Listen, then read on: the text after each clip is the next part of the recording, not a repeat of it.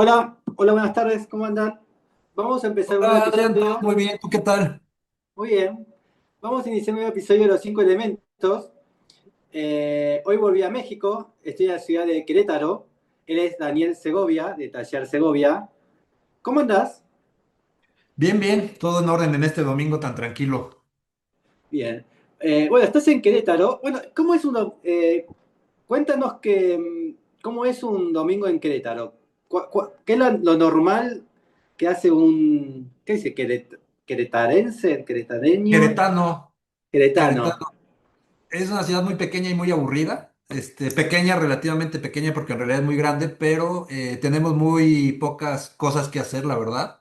Yo creo que el queretano promedio o se va a comer a un restaurante, o se va al centro histórico a caminar, o se va a una plaza que se llama Antea, que es un centro comercial bastante grande. O sea, no, realmente la mayoría de los queretanos creo que esos son sus hobbies del día del domingo, salvo uno que otro que se vaya a caminar a los cerros que nos quedan cerca.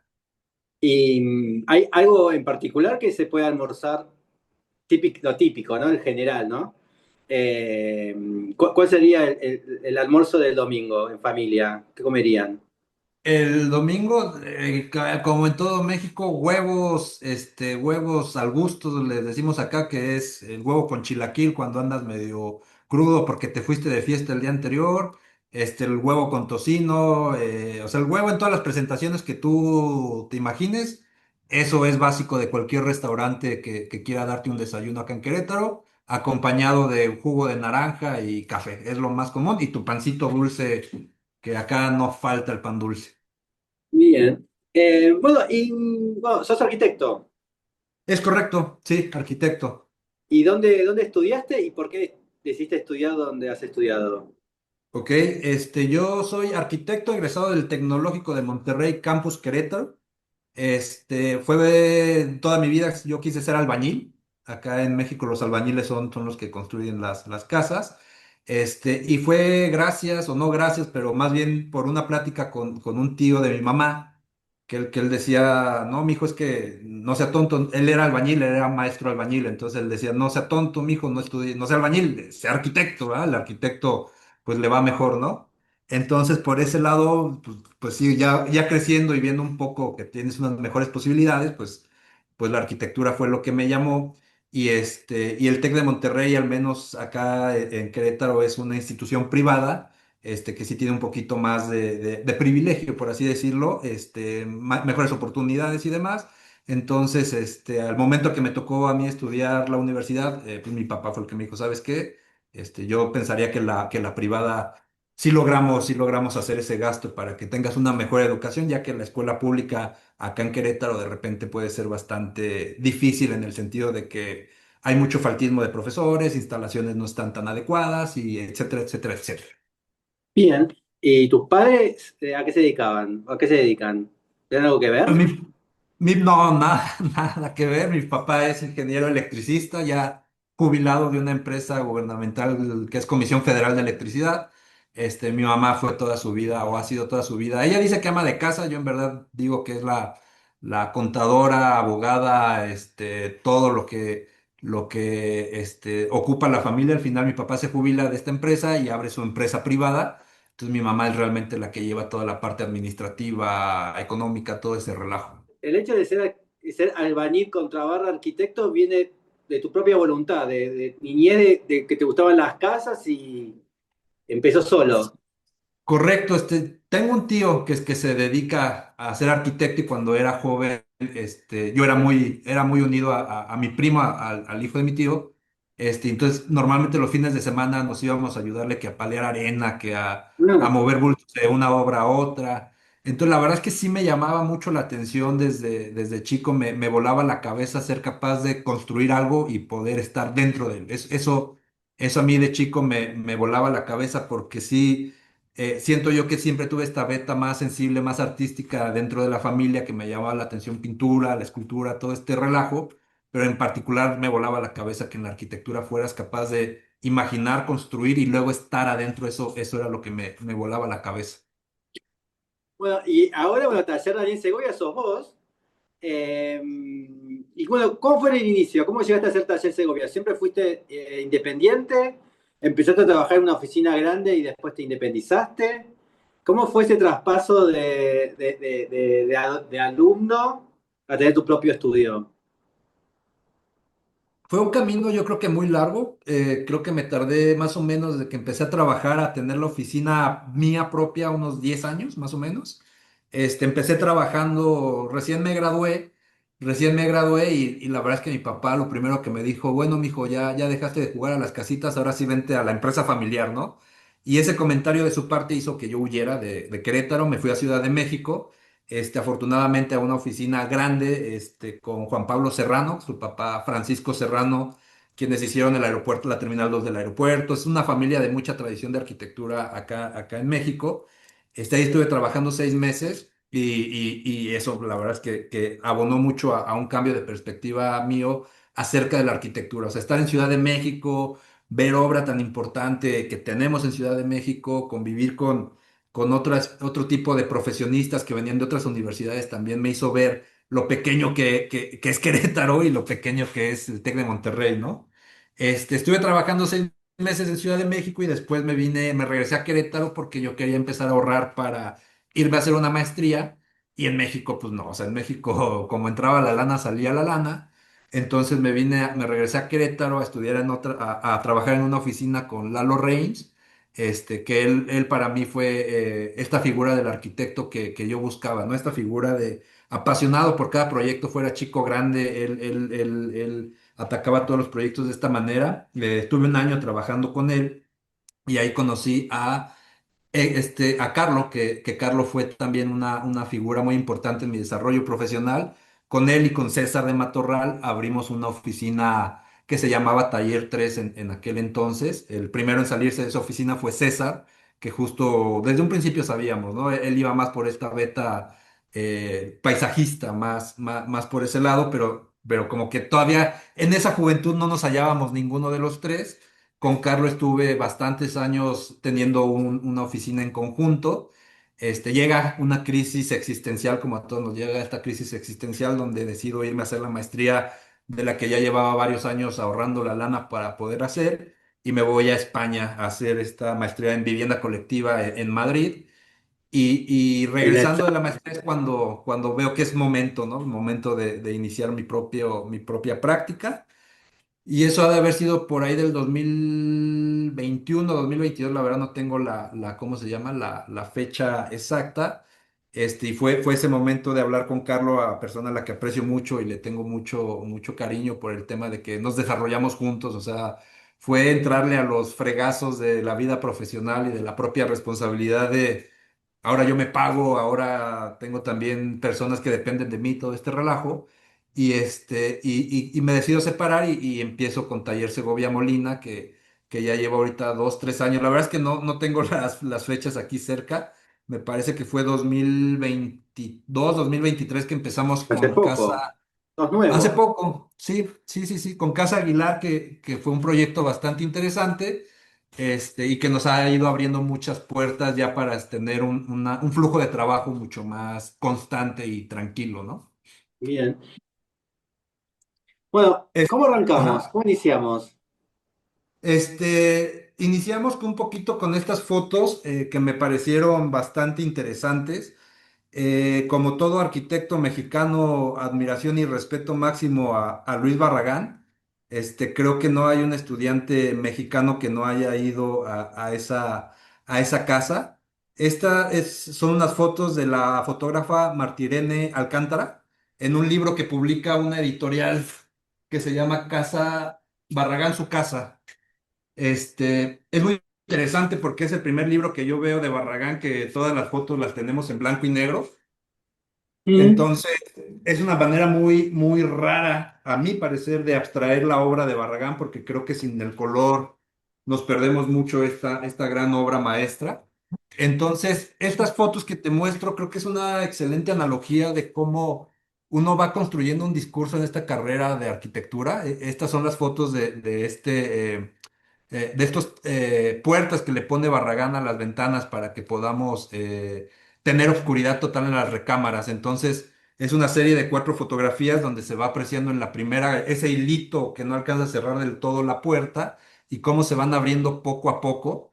Este, Creo que es una analogía perfecta de cómo, al menos en la arquitectura, entre más elementos tengas a tu alrededor, díganse estéticos, intelectuales, matemáticos, lo que tú quieras, vas generando un discurso cada vez más convincente acerca de lo que estás, diseñando y construyendo, ¿no? Cómo funcionan esas puertas, que son las que tienes ahí al fondo. Estas. Ujú.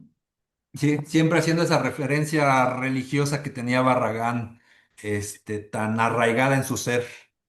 ¿No? Entonces me parecía muy interesante empezar con estas cuatro imágenes, que en el libro son unas imágenes, son unas hojas totalmente negras, con las que empieza de hecho el libro. Entonces me pareció muy interesante, te digo, esta analogía de cómo podemos ir descubriendo cada vez una obra después de irla analizando cada vez más, ¿no? Bien, Entonces, mi intención aquí con esta plática a la que me invitaste, Adrián, es justamente ir canalizando todos estos elementos hacia una obra en particular que desarrollamos aquí en la oficina. Todavía no está terminada la obra, pero la llevamos construyendo ya cerca de 18 meses, una casota que andamos haciendo. Y esta imagen de Barragán, esta fachada, esta es la fachada principal de la casa de Luis Barragán. Yo me acuerdo cuando la conocí como estudiante, lo primero que pensé fue, ¿a dónde me trajeron y por qué está tan horrenda esta casa? O sea, yo, estudiante de arquitectura de 19 años, que en su vida había tenido un contacto directo con la profesión hasta que empezó a estudiarla, me parecía, o sea, yo me bajé del camión, vi eso y dije, "Ay, ¿dónde estamos? ¿Por qué nos trajeron a esta cosa?" Pero ya que abres la puerta, ya que entras por este pasillo al lado de la cochera, cómo te encierra todo el espacio, luego entras a este recibidor tan fotografiado que tiene la casa, empiezas a comprender un poco más, de qué va la casa, ¿no? Y aunque seas estudiante o lleves 10 años ejerciendo, 40 o 50, siempre hay algo que ver en esa casa y justamente este es el pasillo que te digo. O sea, tú detrás de esta foto está la puerta de acceso y la puerta que tienes ahí señalando con tu mouse, esa es la puerta para el acceso de la casa de Luis. Entonces, tienes la cochera del lado izquierdo, esa puertita de madera donde tienes tu mouse, esa es justo lo que queda detrás de la foto que estamos viendo en la siguiente es- diapositiva, ¿no? esta. Entonces se vuelve una cosa totalmente enigmática, sobre todo cuando, digo, no importa cuántas veces la visites, yo llevo unas 5 o 6 y cada vez encuentras nuevos elementos, pero esa primera vez que entramos ahí me acuerdo que nos pusieron a los 40 estudiantes que íbamos en ese pasillo con esa luz artificial y es un misterio total, ¿no? O sea, yo no conocía nada de Barragán, lo conocíamos a lo mejor de 2, 3 clases, yo no fui un buen estudiante, la verdad, entonces y para mí todo fue una sorpresa y normalmente te cierran esa puerta que ves tú al fondo, esa puerta que se ve el fondo Esta. rosa, esa está cerrada, entonces te esperan a que entren todos, te dan una pequeña introducción y ya que te dan la introducción sobre todo de cómo va a funcionar tu ojo, dentro de la casa de Barragán, cómo abres, cómo cierras tu ojo para adecuarte a las luces, se va volviendo interesante. Digo, la primera vez que fui, la verdad, yo iba más en otro rollo, de estudiante joven que le interesa más ir por cheves que por aprender de arquitectura, pero se quedó muy arraigado en mí esa visita y te digo, la he hecho 4 o 5 veces y cada vez se disfruta más, ¿no?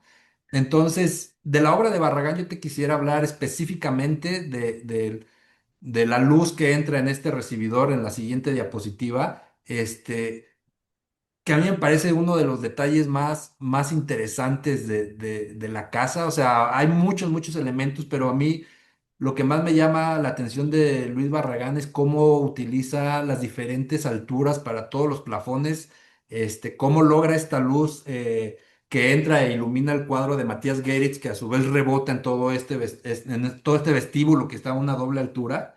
Y que yo no entendía la última vez que fui a visitarla hace unos par de años, 3 años, cómo funcionaba, de dónde entraba esa luz, porque yo salía a la fachada y decía, es que en la fachada no se ve la ventana y luego entrábamos y tal. Y entonces ya que ves las secciones, te das cuenta que la manera en que logra ese ventanal fue simplemente subiendo la losa de lo que es el cuarto de servicio 7, 8 escalones para que entonces esa losa se eleve y logre esta ventana, ¿no? Y logre esta ventana que vemos ahí en la parte superior Esta. izquierda, Es correcto, esa ventana, ¿no? Entonces a mí, cuando me metí a los planos y me metí a los cortes sobre todo, sí hubo una pequeña revelación para mí de cómo no debemos de estar tan predispuestos a ciertas soluciones dentro de cómo planteamos una casa, ¿no? O sea, creo que, por ejemplo, es bastante estándar, al menos en la práctica queretana, entre pisos de 270. Hay quien usa entrepisos de 250 de altura para aprovechar las hojas de triplay que vienen de 240 más sus ocre. Entonces, todo hay un estudio para que tengas cero desperdicio alrededor de tu obra, y tengas ahí una mejor ganancia monetaria, pero como Luis Barragán siendo desarrollador, si ves en la siguiente, creo que diapositiva, podemos contar las veces que... esta es justo la diapositiva de la planta, es la planta de la terraza donde se explica perfecto, ahí vemos el letrero de lavandería y ahí en la lavandería vas a ver esos escalones de los que te hablo. Entonces, subiendo tú esos escalones es como logras la ventana que vimos en la foto, que se logra en la parte inferior izquierda, donde tienes este recuadro blanco. Ahí es donde se logra ese ventanal justo ahí donde tienes tu mouse, justo ahí es donde se genera ese ventanal. Y a mí me pareció, o me parece extremadamente, te habla de una mente demasiado flexible, ¿no? Como a través de un espacio que todos damos por sentado, que es una lavandería, un patio de servicio, que es lo último que resuelves y no te importa cómo se vea ni dónde esté mientras no afecte a tu obra maestra y tal, como Luis Barragán, subiendo este patio de servicio 5 o 6 escalones, logra para lo que yo considero es la foto más icónica de esa casa después del Sí. estudio, ¿no? Tiene esta doble altura con su librería y tal. A mí me parece totalmente irreal cómo puedes tener una mente tan flexible al momento de encontrar soluciones, ¿no? Barragán, entiendo yo que tenía esta filosofía de todos los espacios deben de tener luz natural, al menos todos los espacios que vives, ¿no? Entonces, hace estos juegos de loza para justo lograr tener luz natural en todos los espacios. Y si gustas, en la siguiente diapositiva es donde se ve ahí tienes el letrero que dice lavandería, tienes el letrero que dice terraza, y ahí en el letrero donde dice terraza, ese es el ventanal que ilumina el cuadro de Matías Geritz. Y si te fijas y si contamos, tiene una, dos, tres, cuatro, cinco, seis. 7 y 8 si cuentas también lo que es el firme de desplante del comedor y el recibidor. 8 niveles diferentes de losa, me explico, 8 diferentes niveles de losa para una casa habitación. Y eso para mí habla mucho de un entendimiento espacial que la mayoría de nosotros los arquitectos nos toma una vida a entender y que creo que Barragán la entiende de una manera bastante, bastante sensible, ¿no? Y ese es el recibidor, el de la foto que te Y mostré. Ahí está este la donde se banquita donde pasen lo todo, dice la sientan. escalera, Es correcto. Ahí está el la recibidor. puerta. El corte que estamos viendo es un poquito atrás de la doble altura que se ve en la foto, que justo lo que ves tú ahí abajo del ventanal que ilumina el cuadro de Matías Geritz es su cuarto. Era como un vestidor que tenía para cambiarse sus ropas cuando se iba a hacer equitación. Él hacía equitación. Entonces tenía un cuarto especial para ir él a ponerse toda la indumentaria de equitador. Y es ese que ves tú ahorita en el corte, ¿no? Y a lo que voy con toda esta obra de Barragán es que te empieza, o sea, ya que empiezas a entender la obra más allá de lo que te explican las personas o los profesores, cuando tienes tú tu propio interés en entender. Yo no entendía esa ventana, no sé si algún profesor me la haya explicado, no sé si alguna persona de las tantas que me dio en un tour la explicaron, pero yo no entendía cómo funcionaba esa ventana. Y al momento de entender que simplemente levanta esa losa, creo que te empieza a dar idea de la flexibilidad que podemos tener al momento de estar proyectando, ¿no? Pero a su vez Es, también hace este muro falso. ese muro es el muro que ves tú hacia la fachada Pero es principal. terraza, no es que Es hay una un terraza, pero es espacio. una terraza que no es la que normalmente visitas cuando vas a la visita de la casa, que es esta terraza famosísima No, no, de digo que diferentes también, colores. porque si esto no lo hubiese hecho, entraba directamente la luz.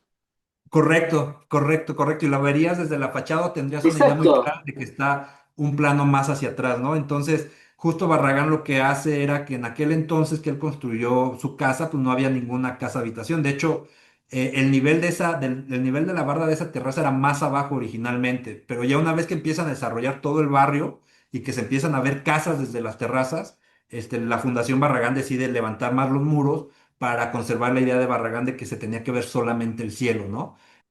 Ese muro estaba hasta cierta altura, desconozco hasta qué altura estaba originalmente, sí existía desde un inicio, pero era más bajo, yo me imagino y mi lógica me diría que debería de ser hasta la altura de esa losita donde llega la ventana en el corte. A mí la Y ventana no se tendría que ver desde afuera.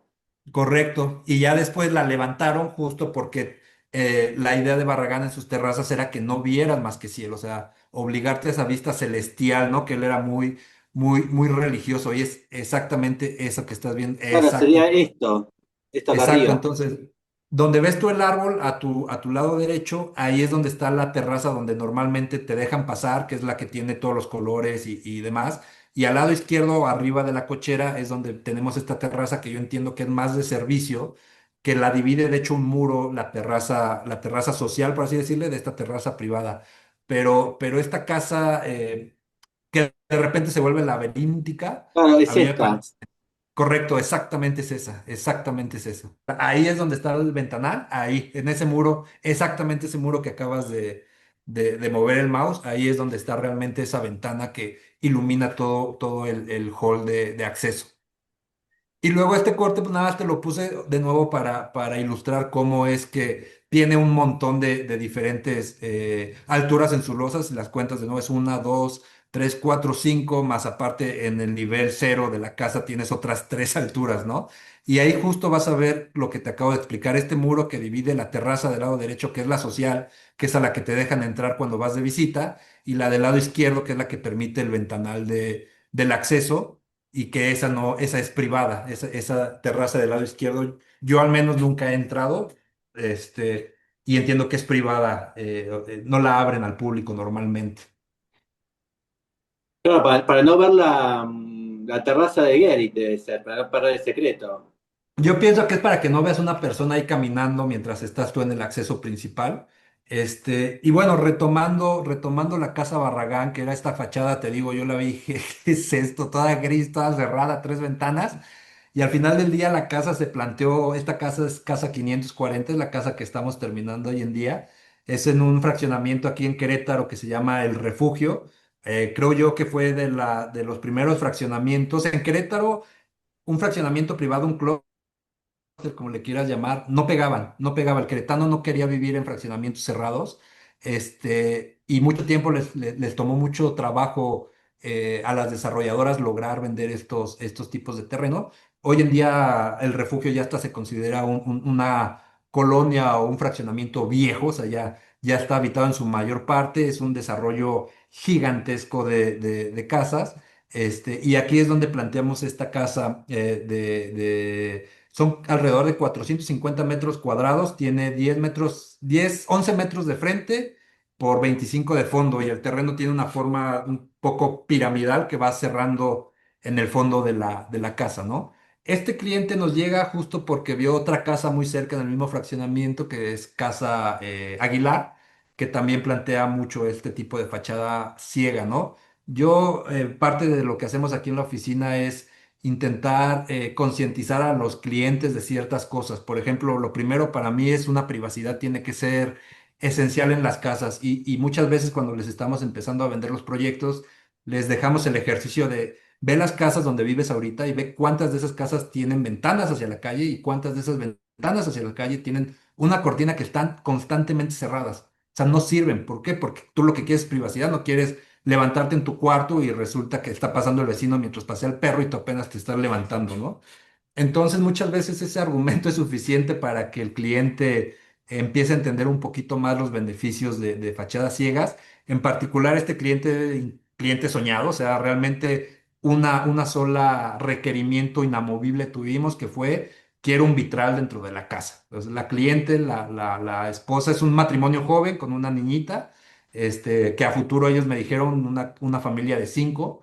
Este, entonces su único requerimiento fue tener un vitral dentro de la casa, que más adelante vamos a ver cómo lo logramos hacer funcionar. Y esta es la sección de la casa, es la sección cortándola de manera, longitudinal, donde tú del lado izquierdo vas a tener esa gran fachada ciega que vimos, esa gran fachadota que no ve hacia nada, pero lo que nos nosotros hicimos fue meter ahí un jardín que de hecho diseñó de nuevo Matorral, y justo estos juegos de alturas que vimos en la sección de Barragán se hacen presentes, digo, no con tanto tacto ni con tanta maestría, pero sí tenemos este juego de losas que van permitiendo una luz en toda la casa. La casa, viéndola como la estamos viendo, del lado izquierdo en este muro ciego es una fachada norte y en la parte derecha es una fachada sur. Acá en México, como funciona el sol, es que en el norte, en verano, el sol se va hacia el norte. Entonces tú te quieres proteger de ese norte para que no se haga caliente la casa y en invierno se va hacia el sur, que es cuando tenemos los meses fríos nosotros y es donde sí quieres que entre un poquito el sol para que te caliente las recámaras. Entonces todo el programa social lo aventamos del lado norte y todo el programa privado recámaras lo aventamos del lado sur para que sea térmicamente más confortable. Y aquí vemos la intención siempre es luz natural en tantas partes como podamos. Entonces vas a tener tú este muro gigantesco, luego viene este estudio que queda a doble altura, con esta mini ventanita que ves tú ahí arriba. Ahí es donde vamos a colocar los vitrales que nos van a permitir en invierno tener un efecto de rebote que va a iluminar este gran muro en la fachada principal, que lo vamos a ver en una foto más adelante, pero que también tomábamos estas referencias de repente de Anthony Bourdain, que habla mucho él, me acuerdo una entrevista extraordinaria que tiene donde dice, yo no sé por qué los seres humanos nos conformamos con tener fresas mediocres todo el año, ¿no? Él está muy en contra de tener todo el año fresas, todo el año mandarinas, todo el año todo, porque se pierde el gusto y las ansias de que llegue la temporada de, ¿no? Entonces, justo el efecto que buscamos con esta ventanita que abrimos ahí es que solo Esa. funciona en invierno. Esa, correcto, esa. Solo funciona en invierno el efecto. Ahorita en la foto más adelante la vas a ver. Y es parte de la magia, ¿no? Es parte de decirle al cliente ese efecto. Ese efecto de Este, luz que tú ves ahí, ese se logra por esa ventanita que ves tú. Entra el sol por el sur, entra a través de nuestros ventanales y rebota al fondo en esta pantalla, en este muro gigantesco que es la fachada principal. Y es un efecto que solamente se ve de 9 de la mañana a 12 del día antes de que el sol suba mucho y solamente se ve en invierno porque es cuando el sol se nos va a nosotros hacia el sur, ¿no? Entonces, fue la manera que tuvimos de solucionar este tema de los vitrales que quería el cliente dentro de la casa, que nosotros lo que queríamos era evitar tener este gran vitralote, este cristal lleno de colores en la casa, que de repente uno cree que va a demeritar el diseño de la casa, pero este truco que logramos aquí a mí, la verdad, me pareció, es que salió mejor de lo pensado. La verdad es que creo que salió mejor de lo que esperábamos. Y aquí donde estamos parados en la foto, justo es donde está el estudio de los papás que ve hacia el estudio, el family room que queda abajo. Entonces, estas dobles alturas se vuelven unas zonas de convivio esto. exactamente entre los papás y los hijos. Y tenemos esta circulación vertical, que es lo que tienes en el siguiente volumen, que justo como la casa está orientada norte-sur, estos ventanales ahora están orientados este-oeste, que nos va a ayudar a iluminar todo el volumen vertical de circulaciones, que más adelante lo vamos a ver, cómo dejamos los escalones en cantilever para que la luz cuando entre por el este se logre filtrar entre los escalones e ilumine toda área de circulación vertical. ¿Y por qué Entonces, bóveda? esa es una bóveda de medio cañón. La verdad es que si te enseño los planos originales de la casa, es otra casa. Y aquí el tema fue Sí. que es correcto, esa mera. Eh, el tema fue que aquí en la oficina cambiamos de maestro de obra y entonces reempezar a reeducarnos tanto yo con él como él conmigo. Y el reto lo fuimos cada vez subiendo más y más y más. Y le decía yo a Nico, oye Nico, ¿cómo ves si nos aventamos una bóveda de medio cañón aquí de concreto aparente? Sí, Arqui, sí puedo, sí me sale. Pues dale, vamos a ver cómo nos sale. Y entonces fueron habiendo varios cambios dentro del diseño original que nos ayudan mucho a mejorar la estética de la casa y la funcionalidad de la misma, ¿no? Aquí eran varios temas. Primero el reto constructivo de hacerla, nunca habíamos hecho uno. Después era el reto, más bien la estrategia contra la normativa que nos da municipio. Entonces, la normativa que nos da municipio en Querétaro es que la casa puede tener un máximo de altura de 9 metros con 50 centímetros.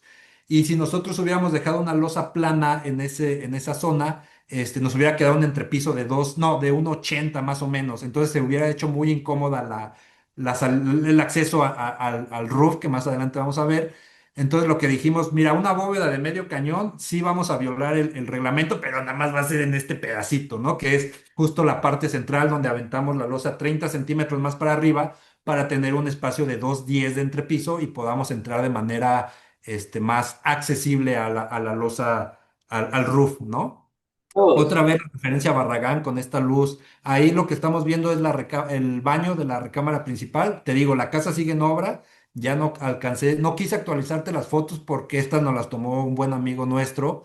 Entonces ya están mucho mejor tomadas, ¿no? Entonces, este espacio es la regadera latina, ahí donde tenemos justo abajo de este superdomo circular, vamos a tener la tina.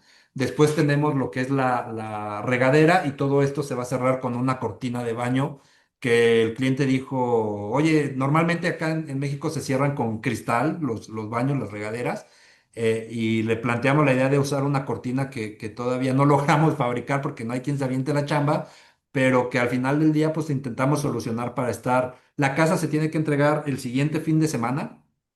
Y ya hemos visto varios proveedores que sí se están animando a aventarse la cortina, ¿no? Y mucho de lo que les digo es, mira, vas a aprender tanto tú como yo. O sea, al final del día yo no te puedo reclamar que no quede bien la cortina porque no sabemos hacerla, pero sí te pido que te arriesgues conmigo a intentar hacerla y si sale, pues va a ser un golazo, ¿no?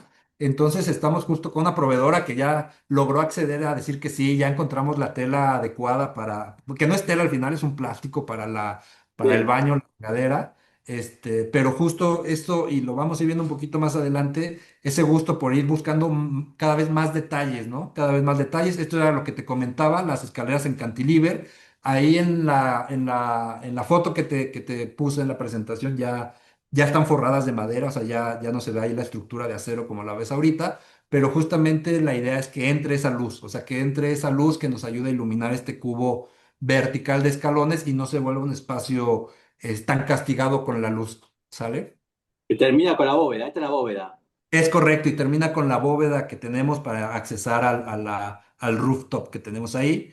Y de aquí, quisiera empezar con el elemento de los dibujos, ¿no? El Ah, elemento del dibujo para mí se ha vuelto una práctica constante y lo que me ha enseñado es el tema de proporciones. O sea, yo tenía una imagen en mi mente de cómo se dibujaba el cuerpo humano y la realidad es que el cuerpo humano está lleno de proporciones y es muy sencillo encontrarlos y es muy fácil ir empezando a construir estas figuras humanas sin tener que realmente medir 1,2, 3,4, ¿no? Sino, por ejemplo, la cintura normalmente, la cadera es donde tenemos normalmente el centro del cuerpo y de ahí hacia abajo la rodilla normalmente de nuevo sería el centro y de la cintura hacia arriba todos se mide con las cabezas, por decir algo, 3,5 cabezas, 4 cabezas, 3,1/4 cabezas, pero lo que me pareció muy interesante de empezar a hacer dibujo anatómico es que vas entendiendo las proporciones.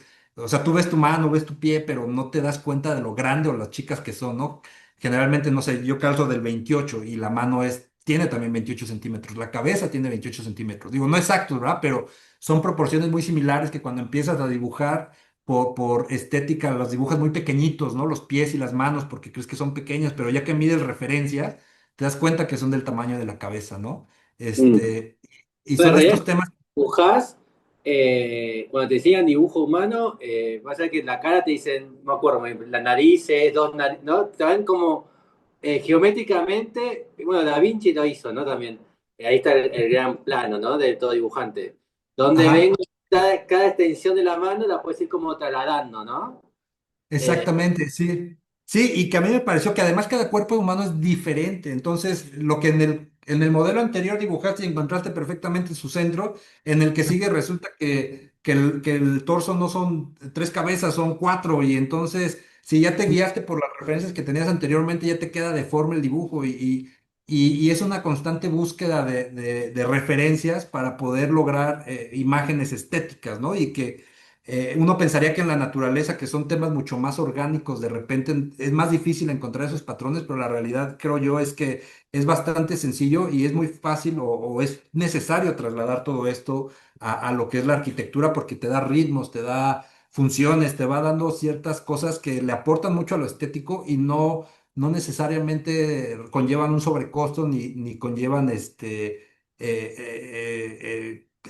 decisiones que afecten la funcionalidad de la casa. No, incluso a veces cuando estás dibujando con figura humana, ¿no? En taller, y vos decís, bueno, voy a dibujar, ¿no? Y el cuerpo te queda todo deformado porque estás dibujando a mano, ¿no? Pero después cuando agarrás el mano y decís, no, voy a ver, vamos a ver, si es verdad, la cabeza, y cuando vas empezando a corregir, porque decís, no, me salió mal, Es correcto. te va apareciendo todo, lo vas resolviendo y decís, es verdad, como diciendo, ¿no? Como uno después lo decía de las manos chicas, ¿no? Es correcto. Pero después cuando empezás a proporcionarle los dedos, Sí, decís, y ahí está, siempre ha ¿por estado qué? ahí, nada más que no lo vemos. Claro, porque uno no cree que está todo como... Después sí, vas dibujando y vas armando, ya vas incorporando. Pero al Sí, cuando inicio llega es un como, profesor y te dice, mira, mídelo así, así, así, dices, ay, ¿por qué no me dijiste esto desde el minuto uno de la clase? Y entonces vas entendiendo que todo es proporciones y todo es un ritmo y todo tiene su porqué, ¿no? O sea, de repente hay muchos gestos en la arquitectura que uno no entiende, ¿no? Y a lo mejor no es el porqué, es más bien el para qué, que es a mí lo que se me hace fundamental dentro del proceso de diseño, que igual lo vamos a ver más adelante. De repente uno pone una ventana en un lugar. ¿Por qué? Pues porque quiero poner una ventana. ¿Para qué? Ah, para que se caliente en el invierno la recámara, ¿no? Y entonces la estética de la ventana realmente no es importante, pero es importante la función de la ventana. ¿Para qué es dentro de la casa? ¿y qué ¿Vale? te gusta? ¿Por qué empezaste a dibujar figura humana? ¿Qué te parece que Este, es importante para tu trabajo dibujar la a- figura humana? Yo empecé estudiando escultura. Escultura es lo que yo quería estudiar y dentro de la estudiada de escultura a mí me dijeron, tienes que aprender dibujo anatómico, o sea, no hay otra manera. Entonces yo tomo estas dos clases a la vez, el dibujo y la escultura, y a mí me ha parecido extraordinario ambas situaciones, ¿no? O sea, de repente desde que llegas, yo la verdad es que nunca había dibujado cuerpo humano, nunca lo había hecho. Y ya desde que llegas al salón todo cerrado, porque tiene que estar todo cerrado, obviamente por privacidad, los caballetes centrados, llega el modelo, la modela y se desnuda. O sea, yo la primera vez que ya, o sea, así de fácil, ni siquiera oigan nada, o sea, llegas, se quita la bata y ahora pónganse a dibujar, ¿no? Y son experiencias que te van, sobre todo, creo que abriendo el panorama en la parte del diseño, o sea, el dibujo, la escultura, el cine, la lectura, todo eso te van ayudando a generar una serie de conexiones neuronales que te ayudan a mejorar tu discurso, no solo el hablado, sino también el dibujado, el escrito, el escultórico, ¿no? Entonces, creo yo en esta etapa de lo que llevo siendo arquitecto, me parece esencial. Entender que la arquitectura es arte, o sea, entender que al final del día yo lo que proyecto es mi visión de lo que yo creo que tiene que ser la arquitectura y dentro de esa visión hay un poco siempre de ti, que es justo, por ejemplo, en esta casa esa introspección, ¿no? O sea, yo soy una persona muy discreta, muy callada y que siempre intento venderles esa idea a los clientes, siempre. Oye, vamos por una casa discreta, vamos por una casa introvertida, vas a ver que te va a encantar, ya sabes, el típico, el útero para que te sientas como cuando estás en tu madre y tal. Y afortunadamente es un discurso que me ha estado funcionando y he encontrado clientes que nos han dado la confianza órale, o sea, ahí están los parámetros que yo te doy, que se les cumple y se les ayuda. Y hay de repente cosas que uno no está tan contento con otorgarle al cliente, pero también entendemos esta parte que hacer una casa es económicamente no es fácil. Y al final el cliente hay veces que quiere decir, oye, ¿sabes qué? Yo quiero esto porque yo soy el que paga, ¿no? Y hay que aprender a lidiar un poquito con eso. Este es otro dibujo que hicimos ahí en clase que justo, cómo cambia ahora la proporción, porque ahora la modelo está sentada, y entonces el cuerpo es diferente, el del hombre y la mujer, y entonces cómo encuentras otra vez las proporciones y cómo tienes que ir, elaborando estos dibujos. Y creo que lo que más me llama la atención y lo que más disfruto es la parte de la corrección del dibujo, ¿no? Uno cree que llega, ya está el dibujo, listo, ya lo ve después de tres sesiones de que ya está el dibujo y llega el profesor y te dice, oye, ¿sabes qué? La hiciste muy delgada, ¿no? Porque de repente uno busca la estética, o sea, tiene ya su predisposición hacia lo que cree que es la estética del cuerpo y no estás dibujando lo que estás viendo, sino estás dibujando tu interpretación de lo que estás viendo. Y es importante entender que el cuerpo humano en todas sus formas es una máquina extraordinaria O lo Este, querés corregir a veces, decís, ay, no, acá vamos a hacerle más para beneficiar. Y decís, no, ¿por qué estoy pensando así? sí, correcto. O sea, hay que checar, sobre todo, por ejemplo, de repente yo los hacía muy, muy altos, ¿no? O sea, muy delgados, entonces se veían muy altos. Y ya al momento que encuentro la proporción de la cintura, de los brazos, se empieza a ensanchar, se ve estéticamente extraordinario contra esta figura que tú tienes en tu cabeza que debería ser más estética, pero la realidad es que es mejor la realidad de la naturaleza, ¿no? Bien. Justo esta imagen es del roof que tenemos ahí en la casa, ¿no? Ahí al fondo ves la bóveda de medio cañón.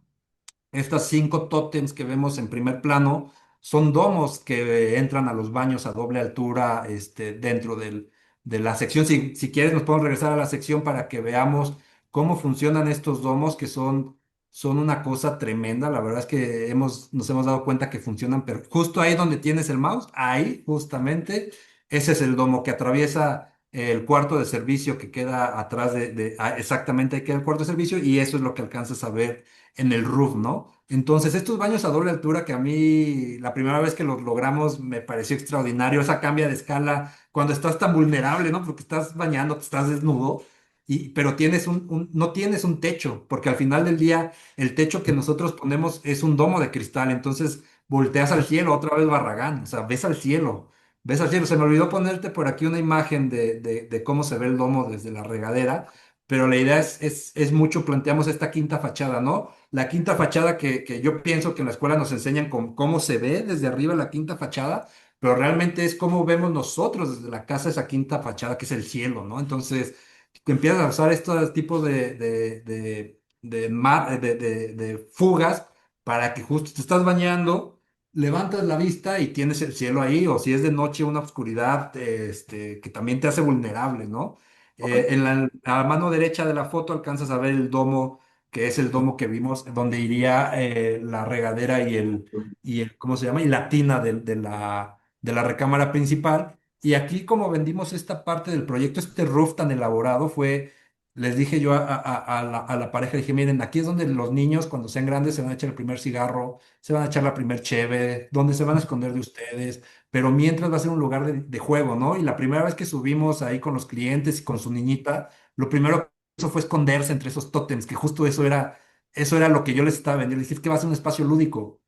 Y ya cuando hace eso la niña, te ganas al cliente de una manera, ya les puedes proponer lo que quieras y te van a decir que sí, porque ya lo vieron logrado, ya vieron que los que les platicaste, le enseñaste en render y lo que se logra, sí pasa, ¿no? Este es otra vez esos ritmos que te decía, estos IPRs que nos van dando el ritmo para este ventanal gigantesco. La foto no está fugada, ¿eh? No creas que la cámara está fugada. Realmente es así de grande el espacio. El jardín queda del lado derecho. No me acuerdo si incluía al final fotos del jardín que otra vez nos está diseñando Matorral. Este es la fachada posterior que da hacia el sur, que le pusimos estas pantallotas grandes para poder limitar el sol, porque tampoco lo queremos todo el día dentro de las recámaras. Tenemos estos pequeños vanos circulares para romper el horizonte de los jardines que propusimos ahí, que también más adelante vamos a ver. Entonces, esta estética del dibujo nos da estos ritmos. Ese es el sala comedor, el mueble del trinchador con la televisión al lado derecho. Y ¿De otra qué? vez vemos ritmos. ¿Mande, perdón? ¿El mueble de? Le llamamos acá trinchador, que es donde pones los tenedores, los cubiertos, así le llamamos acá en México, trinchador, que es a tu mano Trinchador. izquierda. Ajá, ahí es donde pondrías o guardarías tus cubiertos, ¿no? Para comer. Y El del lado vajillero, derecho, decimos nosotros. mande, El vajillero se llama a nosotros. el vajillero. Es que aparte también cómo cambia el idioma español bueno, aquí sí estamos muy lejos, Argentina de México sí está bien lejos, pero también es extraordinario cómo el lenguaje, venimos del mismo lugar, pero todos adecuamos a nuestras necesidades. Claro, pero nosotros ponemos la vajilla. ¿Usted cómo le dicen a Ajá, ustedes? sí le decimos vajilla, sí, pero normalmente nos referimos a la vajilla como los platos. O sea, globalizamos vajilla con platos. Y, por ejemplo, tomando esta foto que tenemos ahí, otra vez Barragán, entonces no queríamos una doble altura en el espacio, es una altura y media, y la logramos en lugar de subiendo la losa, bajando nuestro firme de cimentación, ¿no? Y entonces nos logra este espacio muy honoroso, porque de nuevo el cliente nos dijo, las fiestas familiares van a ser en mi casa, yo necesito espacio, espacio y espacio. Entonces un gran comedor que se puede abrir hacia la terraza y convertirse en un espacio todavía más grande para recibir a las visitas. Bien. Y este es el jardín de los que te hablaba, ¿no? Es el jardín que veíamos en la fachada posterior, este jardín curvo, que al final del día este jardín curvo se cambió en obra, o sea, era un jardín rectangular, pero de nuevo quisimos ir ahí calando o probando ciertos retos, la materialidad, cómo se convierte el ladrillo en esta curva, se empieza a seccionar, ahí al final se ve como la curva no tiene un radio muy amplio, pues se va viendo cómo se facetea, cómo se van uniendo los ladrillos que nos van a ayudar a que suba las enredaderas. Y ese vano al centro, justo donde tienes tu mouse, es el que nos rompe ese horizonte y ve hacia un área común que hay dentro del fraccionamiento. Ahí lo que estamos viendo de madera en primer plano es lo que sería la cabecera de la cama. Y algo que ya se nos ha vuelto en la oficina una firma del trabajo es que los muebles tienen que tener escalones para subirse. Entonces, del lado izquierdo ves los escalones que son parte de la cabecera para que puedas salir a este jardincito que tenemos ahí al fondo. Otra vez jugando con esos ritmos. Y ahora quisiera pasar a lo que es la maqueta, que en realidad es un objeto, pero justo en la parte escultórica, durante el periodo que estuve haciendo este cráneo, es entender todo lo que tiene el cráneo que no te das idea, o sea, no te das cuenta. Y creo que lo que más me voló la cabeza fue la parte inferior del cráneo. En la siguiente imagen hay una imagen que busqué en internet de Y la lo parte difícil inferior. de esto con las manos. Sí, correcto, sí, sí, sí, sí, correcto. Sí, Es muy difícil. pero sí, sí es tardado, pero es muy divertido. O sea, la verdad es que sí, sí. Y como no lo ves como una carga, sino más bien como un hobby, la verdad es que no te interesa que quede bien. O sea, te ¿Usas interesa, pero no te solamente las impresiona. manos? ¿Usás solamente, no me acuerdo los utensilios. ¿Usás solamente las manos o usabas los cuchillos de madera con las A, puntas? a mí o sea, mi lista de útiles que me pidieron para escultura era un cuchillo de cocina convencional, de los que trae dientitos, para justo empezar a poder Listo. cortar. Ujú.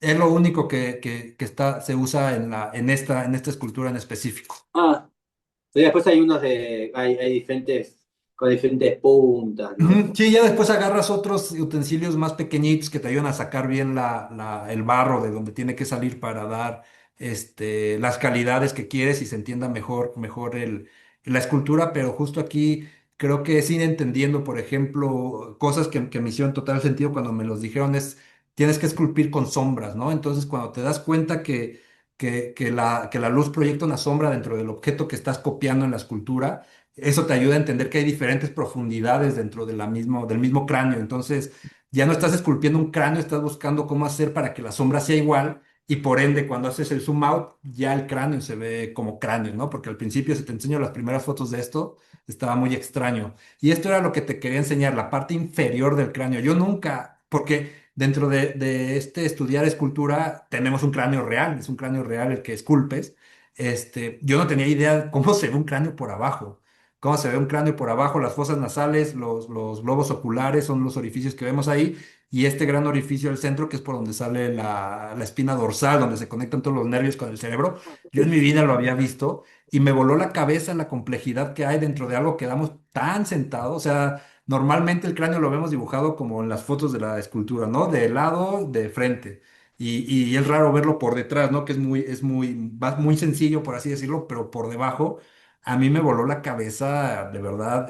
Nunca había pensado cómo era un cráneo por la parte de abajo, ¿no? Y, Por y el esto cuello, por acá. por la parte de la mandíbula. Entonces es como si se cortara por aquí y es lo que vemos de abajo hacia arriba. O sea, yo nunca me había puesto a pensar cómo era un cráneo por abajo hasta que vi ese. Entonces, a lo que voy yo y cómo lo transporto a la arquitectura es cuando hacemos detalles, no vemos la complejidad que hay de repente detrás de cada uno de estos detalles. Nada más lo das por sentado porque ya lo ves ahí, pero no pensamos en todo lo que conlleva hacer ciertos detalles, ¿no? Bien. Que es a lo que quiero llegar ahora, que es un poquito ahora unas referencias de Sisa, ¿no? De cómo este arquitecto llegaba hasta diseñarte la chapa de la puerta Entonces, en esta imagen lo que nosotros hicimos fue a las puertas de las recámaras secundarias, que hay un pasillo fuera de ellos que se puede volver muy oscuro, le hicimos estos ojos de buey, le llamamos nosotros, que es esa mini ventanita que ves en la parte superior derecha. Si quieres, en la siguiente hay una foto del Zoom. Este, que es justo empezar a pensar en estos detalles, ¿no? En cómo puedo yo transportar la luz de mi orientación sur a la recámara y de la recámara al pasillo que tengo allá para que se alcance a rebotar. De hecho, ahí en el plafón se ve una manchita muy tenue blanca, que es justo la luz rebotando, ¿no? Y detrás de esto hubo toda una serie de sketches, de planos, de consultorías. Un muy buen amigo mío, Iñaki, que se dedica a él a hacer lavabos de concreto, siempre nos apoya con este tipo de ideas, con este tipo de fabricaciones de, oye, aquí no, acá hay un tornero, mándalo a cortar con láser. Y entonces esos son los planos que elaboramos para ir empezando a entender cómo fabricamos las piezas, ¿no? Y no hay un proveedor que te diga, yo te lo fabrico, no te preocupes, te los entrego en 15 días. Es primero ir a la tienda de acero inoxidable a buscar la placa y el tubo. Después encontrar el corte láser para que te haga el ojal y te haga el corte del tubo. Después es ir con el cancelero en este caso, no, perdóname, con el carpintero para que haga el hoyo en la puerta para que podamos meter el herraje. Después es ir con el cancelero para que nos pueda poner el cristal que va adentro. Y al final del día, ves tú nada más ese ojo que parece muy sencillo y que simplemente pedimos por Amazon, pero en realidad conlleva una serie de trabajo de semanas que es prueba y error y es una inversión de repente un poco más significativa de lo que uno quisiera y en el plano se ve muy sencillo, diámetro interior, diámetro exterior y lo que tú quieras. Ese plano al final del día tampoco se siguió, pero fue la referencia del punto de partida. Estas son unas lámparas que fabricamos con Iñaki, unas lámparas de concreto. La siguiente diapositiva tiene un zoom bastante bueno, que es esta parte, un poquito una lámpara tipo Art Nouveau, donde se va abocinando hacia arriba para encajar Art perfectamente con el Deco, o el Art Deco también, que es Art más. Deco, perdóname, sí. Y en la siguiente diapositiva creo que está el plano que por ahí nos hace favor el Inge Iñaki de irnos compartiendo de cómo del sketch se vuelve este plano que nos ayuda Iñaki y ya después que lo tenemos, ya no te preocupes, yo la fabrico. Y primero hacemos un molde de prueba, luego se imprime en 3D, luego hacemos la primer prueba ya colada, ya que nos gustó, entonces fabricamos todas las demás. Entonces se va viendo ese pequeño abocinamiento que va hacia el foco, ¿no? Que es un detalle muy sencillo y de repente imperceptible, pero pues que a nosotros nos gusta mucho y nos apasiona llegar a esos detalles, ¿no? Y sobre todo cuando el cliente es tan paciente y te dice sí a todo, pues ¿por qué no aprovecharlo, ¿no? Creo que en la siguiente justo esa fue la prueba que nos Ah, entregaron. porque es de cemento la Es pieza. correcto, es de cemento. Sí, es de cemento. Esta es una prueba que se hizo con impresión láser 3D. Entonces fue la que nosotros probamos primero antes de hacer los moldes para el concreto. Y ya después viene la imagen de cómo las colamos, o más bien la escuela Iñaki, y simplemente ya nos las da fabricadas y listas para su instalación. La Pero que colocás, otra la colocás en el en el encofrado. plafón. Ujú. No, en el encofrado en este caso no, porque por cuestiones de tiempo no alcanzamos. En otras casas sí lo hemos hecho así, pero acá fue una decisión de último minuto de, oye, Iñaki, ¿cómo ves si metemos estas lámparas? Sí, pero me tarda un mes en fabricar, pero yo vuelo mañana, no te preocupes, las ubicamos dentro de este casetón de unicel y ahí las vamos a poder empotrar. Diseñamos también cómo era la empotrada dentro de este casetón de unicel para que pudiéramos hacerlo y después rematarlo con el yeso que lleva de acabado final. Esas son las lámparas que nos dio Iñaki. Ya ahí viene el disparo para conectar el tubo eléctrico y simplemente nosotros las metimos, ¿no? Esta otra imagen son unas bancas que fabricamos ahí con desperdicios que nos sobraron de madera, de concreto, de repente de cuando cuelas, que pediste un poquito más. Y órale, Nico, ármate unas bancas en friega, ¿no? Y las armamos y las dejamos ahí tiradas en el jardín en lo que llegaba César a hacernos el jardín. Y yo tenía miedo de que las viera César porque dije, no, es que sí están bien feas, pero la idea era que quedaran, con todos estos llegues, ¿no? Que ves que no son perfectas, pero lo que queremos es que se vayan mojando, que les vaya saliendo ahí un musguito, que se verdeen por toda la humedad que va a tener el jardín y se vuelvan parte integral del jardín como si siempre hubieran estado ahí, ¿no? Entonces, Bien. otra vez, vemos al detalle del cráneo por debajo, que dices, "Puta, es que nunca había pensado cómo era el cráneo por debajo y ves la banca bastante ahí, la hicimos y listo, pero pero fue, oye, nos sobró concreto, ármate en chinga una cimbra para que podamos vaciar ese concreto ahí, ¿no? Bien. Y toda la casa es del mismo ladrillo, ¿no? La Está casa es todo- de un ladrillo especial que venden acá en México. Es un ladrillo que tiene 4 centímetros de altura nada más, por 30 de largo y 15 de profundo. Entonces, decidimos usarlo a ver qué tal nos iba. Y pues ahí va, o sea, se ve estéticamente, se ve bastante, bastante bien. Y es todo de ladrillo. mande, perdón. Es toda de ladrillo la casa, es un solo material. Es correcto, es un solo material. Sí, o sea, buscamos usar los menos materiales posibles. Aquí fue un adocreto que nos sobró ahí de la obra, que también diseñamos con matorral este tapete para el árbol, las banquitas ahí en primer plano y cómo se empieza ya a armar un conjunto de diálogos separados, pero que conviven dentro de esta casa, ¿no? Y esta foto esta foto me parece extraordinaria de 3 niveles diferentes de jardines, el de hasta abajo, el del centro y este jardín que queda en la recámara principal. Que también nuestra única línea de diseño en el jardín es, y como decía Barragán, un jardín si no está encantado, no es jardín, ¿no? Entonces, estos jardines que pareciera que hay duendes o pareciera que hay hadas por ahí volando, entonces tienen que ser jardines que no solamente estéticamente se vean bien, sino que aporten cierto misticismo dentro de la casa, ¿no? Que es un concepto que por ahí hemos ido puliendo muy bien con Matorral. Y es donde, aquí en Y esta foto. este no está en el mismo nivel, no, este está más No, abajo. esta es la recámara secundaria que vimos, ese volumen semicircular es la recámara que vimos, con el ojo, la ventana circular exactamente, que dan hacia un área verde que tiene el fraccionamiento atrás. En primer nivel o planta baja está el jardín que vimos en la foto anterior, después viene este jardincito privado de la recámara secundaria y luego viene esta gran jardinera de la recámara principal. Y eso es el misticismo del que te hablamos, ¿no? Esta parte de cómo entra la luz, cómo podemos crear ciertos elementos para que no sean nada más unas plantas puestas ahí, sino que creen un diálogo, ¿no?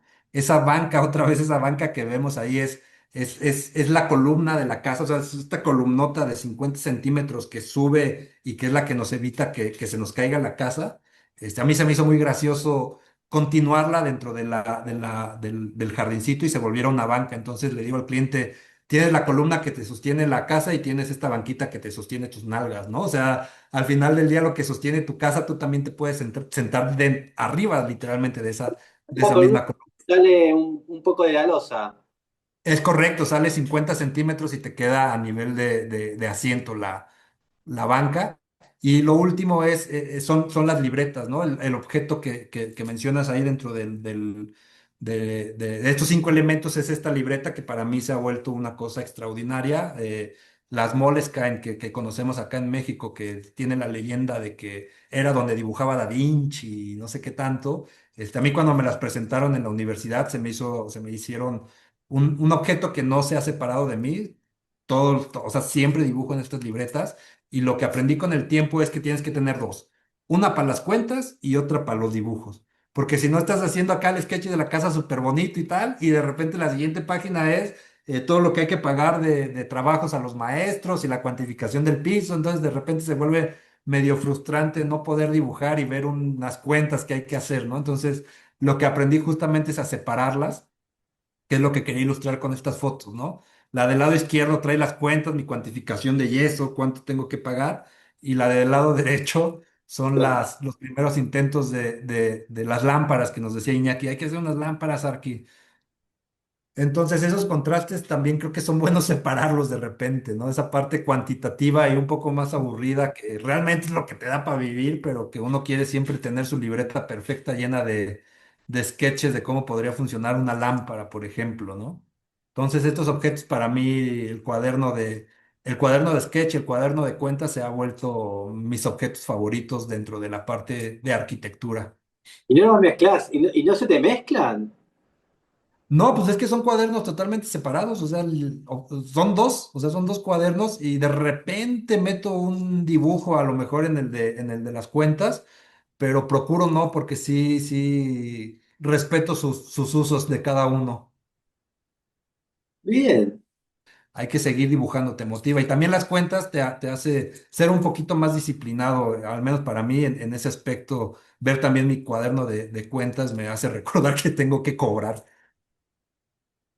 No, y además, cuando le diseñas el cuaderno de los dibujos a tus amigos, es como que es mejor, tipo, como No, a los los clientes relatos. sobre todo. Ay, Ujú. y esto no pasa, son cuentas, como, ¿no? Como toque de Exactamente, humor. exactamente. Sí, sí, así ya cuando vienen las visitas, viene el cliente, escondo las de las cuentas para que digan, ay, este arquitecto se la pasa dibujando todo el día. Ya te da cierto misticismo de repente. Y ahí un Bien, poquito de los primeros sketches que se hicieron para la casa de Julia, se llama la cliente, pero realmente es casa 540.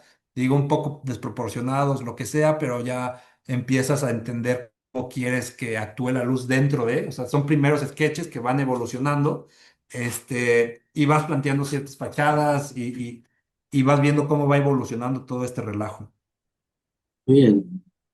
Y ya para terminar, un poquito este cubo que queda ahogado dentro de este gran fraccionamiento, que te digo, todo eso que ves ahí es el fraccionamiento, es el refugio, y cómo actúa esta quinta fachada, ¿no? Cómo se vuelve una serie de elementos dentro de una losa, que si ves las losas de las otras casas, pues nada más tienen el tinaco y los domos, ¿no?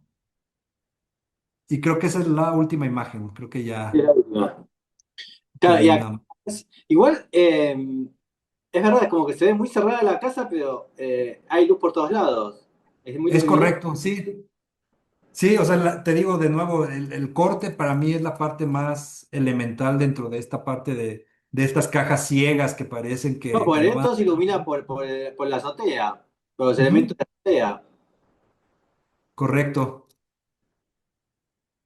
Bueno, pasa que también tenés un buen sol en... Ajá, es que acá, sí, exactamente, en Querétaro tenemos, no recuerdo la inclinación que tenemos normalmente. Pero sí, o sea, Querétaro es una ciudad bastante, tenemos un clima semidesértico con sol todo el año, pero en verano me parece que son 14 horas de sol y en invierno deben de ser unas 7 8. Entonces, mucho sol todo el tiempo acá en la ciudad. Y lo tenés bastante vertical también, ustedes el sol. Es correcto, sí, sí, solo en invierno es cuando se cae mucho, pero es donde te digo, metemos todo hacia el sur para poder calentar la casa. Muy bien. Y ahora en qué andas? En qué estás trabajando hoy en día? ¿Estás ese Hoy en gobierno? día estamos haciendo otra casa en otro fraccionamiento que también está quedando o promete quedar bastante bien. Apenas vamos en la cimentación. Estamos terminando otra casita de venta de un cliente que nos tuvo mucha confianza, que vio lo que hacemos y me dijo, ¿sabes qué? Ahí está la lana, casi casi, avísame cuando acabes. Él prometió no meterse en la parte de diseño y muchas veces cuando el cliente te dice, yo no me voy a meter con la parte del diseño es porque sí se va a meter.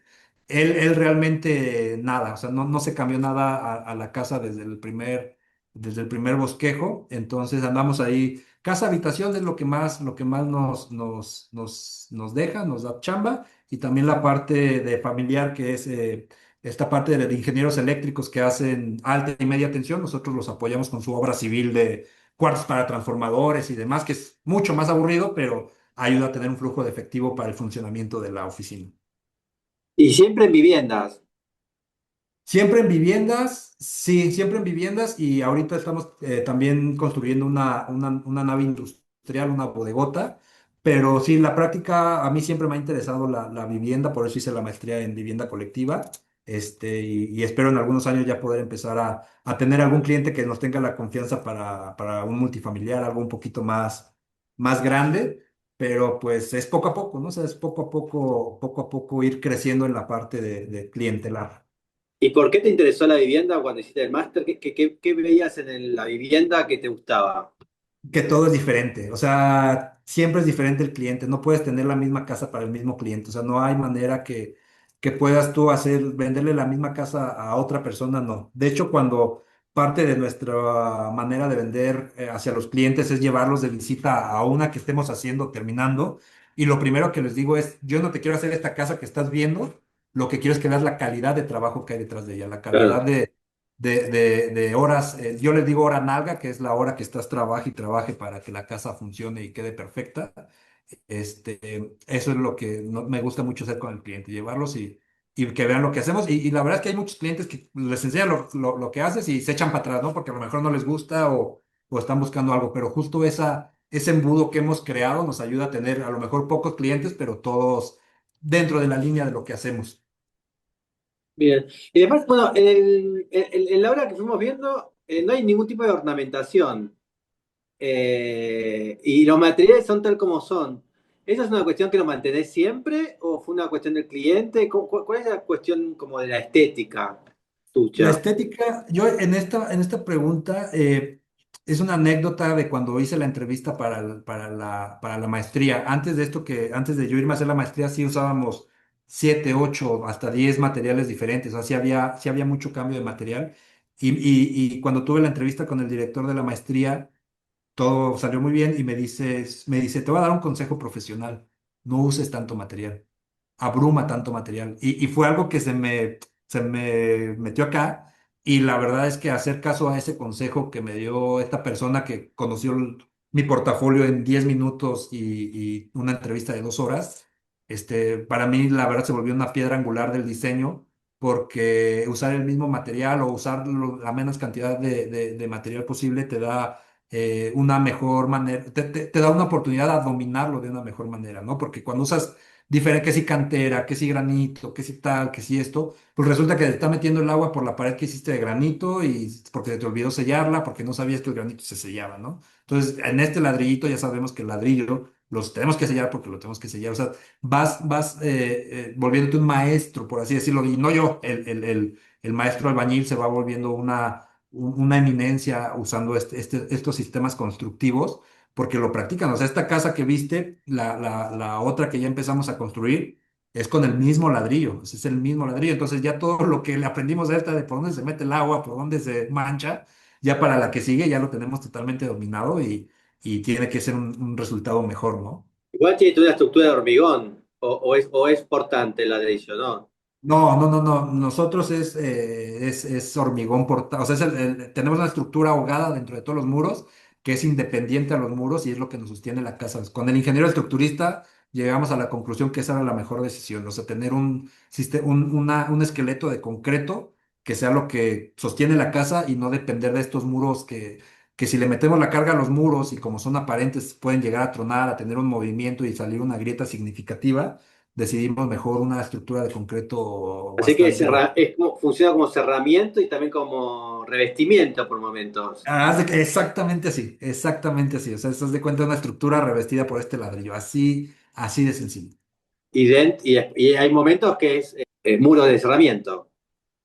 Es correcto. Sí, o sea, si te fijas, el volumen todo el volumen central de las escaleras, ahí que como todo eso es de concreto aparente y todo eso está armado hasta, no me lo vas a creer, toda la estructura llega ahí y funciona como si fuera una columnota dentro de la misma casa, pero es una escalera al final del día. Claro. Bueno, y cuando esté en Querétaro, ¿qué me recomendás que tengo que ir a ver? O a los que quieren conocer Querétaro, de arquitectura, ¿qué hay? ¿Qué puedo ver? De arquitectura, la verdad es que yo pienso que a nivel arquitectónico tenemos mucha gente que hace cosas extraordinarias. Lo primero, lo más esencial y a lo que te van a llevar todos los arquitectos que vengas a ver en Querétaro es a la cervecería Hércules, que es esta obra de goma que yo creo que es conocida internacionalmente. ¿Cervecería? Cervecería Hércules. Creo que se tiene que buscar Cervecería Jardín Hércules, una cosa así. Es en un barrio de los más antiguos de Querétaro.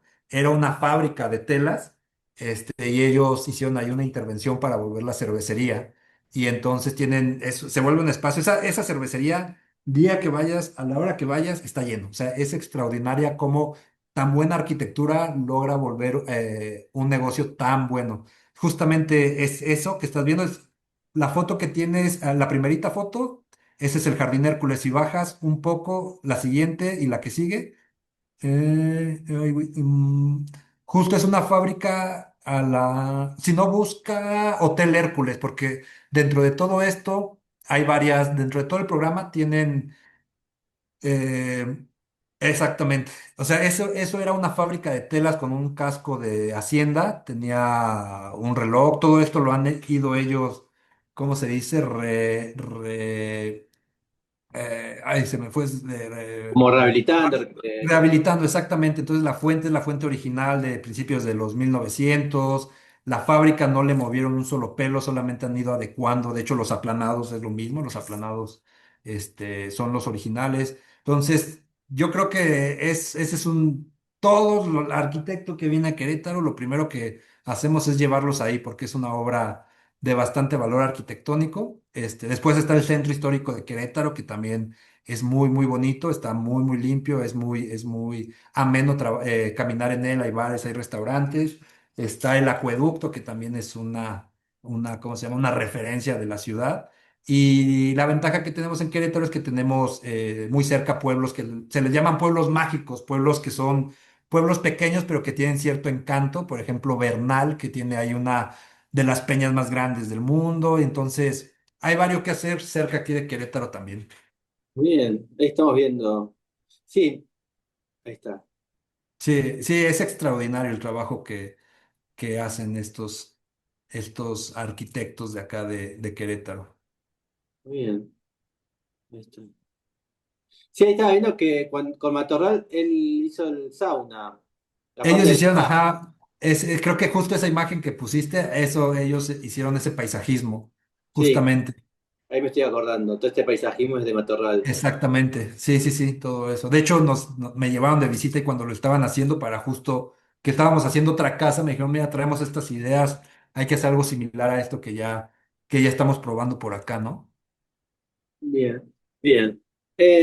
Bueno, ya sé dónde ir la próxima vez nunca fui a Querétaro. El día que vaya a Querétaro ya sé dónde ir y a quién visitar. Sí, cuando gustes, acá te recibimos. Así que, bueno, muchísimo. ¿Conoces Buenos Aires? No, no, la tengo pendiente también, la tengo pendiente. Así que bueno, acá estamos. Así que bueno, muchísimas gracias y hasta la próxima. Muchísimas gracias, Adrián, que estés muy bien. Nos vemos. Igualmente, Bye. chao, chao.